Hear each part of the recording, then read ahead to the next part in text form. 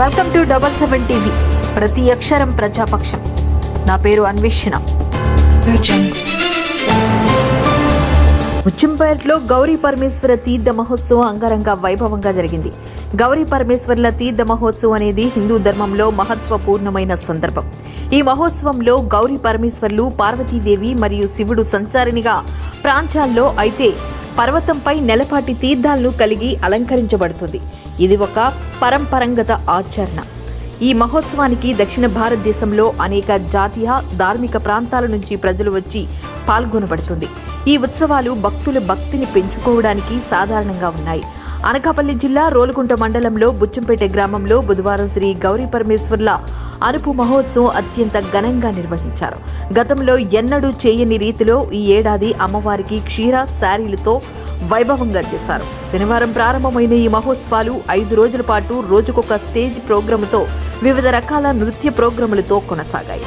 బుధవారం అనుపు మహోత్సవం సందర్భంగా మహిళలు డప్పుల వాయిద్యాల నడుమ భారీ ఎత్తున సారి ఊరేగింపు కార్యక్రమం చేపట్టారు. దీంతో గ్రామంలో ఎంతో ఆహ్లాదకరంగా సందడి వాతావరణం నెలకొంది. ఈ తీర్థ మహోత్సవం తిలకించడానికి చుట్టుపక్కల గ్రామస్తులు తండోపతండాలుగా తరలివచ్చారు.